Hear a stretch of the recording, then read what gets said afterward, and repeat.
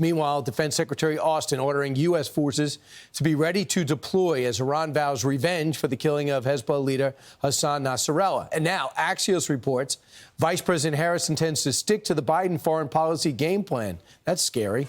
Let's bring in John Ullyot, a former Trump national security aide and Marine veteran. John, your reaction to the administration still pushing ceasefire rather than looking at an opportunity to wipe out or to totally disable the world's premier terror organization?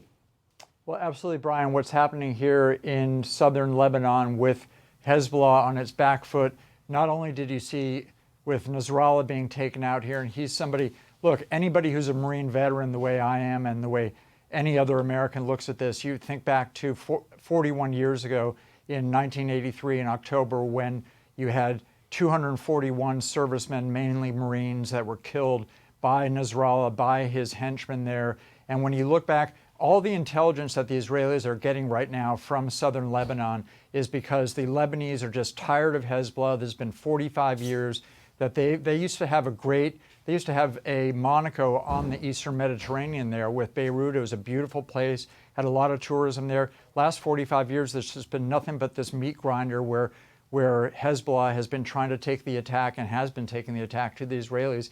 And that's why right now, fundamentally, the intelligence that's coming in that destroys, whether it's Nasrallah or all these guys with the walkie-talkies and the pagers, they're the ones that it's really tough intel that's been given to them because ordinary Lebanese are just tired of the BS and they're just not putting up with it. And they're celebrating in Syria because Hezbollah went in there and were burying people alive, acting like total barbarians. But that was a learning moment for the IDF. They got a chance to see the hierarchy, Hezbollah in action. When the bios came up after Hezbollah fighters lost their lives, they got a sense of who answers to whom, and they also got incredible intelligence. You also told me they have 30 leaders dead, but about 3,000 wounded with this exploding pagers and walkie-talkies. There's a window here for the IDF. Would you take it?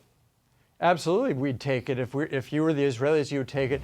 And if you look back to what President Trump did back when we were supporting him on the National Security Council in the White House, President Trump did not hesitate. He was given a window. He was told by intelligence that the #1 Iranian Revolutionary Guard leader, Soleimani, was available and was flying into to the Baghdad airport, and he had a short window, and he said, green light, make it happen. They took out Soleimani, and that's something where rather than rather than Biden and Harris calling for a ceasefire, it was somebody who was on his front foot, President Trump, to make it happen. And that's why Iran feared us. That's why Iran would never be taking any steps. And that's why Israelis now looking to finish the job up in southern Lebanon, because they're supported actually by the Lebanese people who are tired of Hezbollah running their country.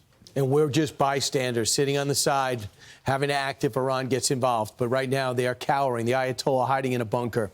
John, 100%. Thanks. Yeah, John, thanks so much. Thanks, very Brian. Perilous time. I'm Steve Doocy. I'm Brian Kilmeade. And I'm Ainsley Earhart. And click here to subscribe to the Fox News YouTube page to catch our hottest interviews and most compelling analysis.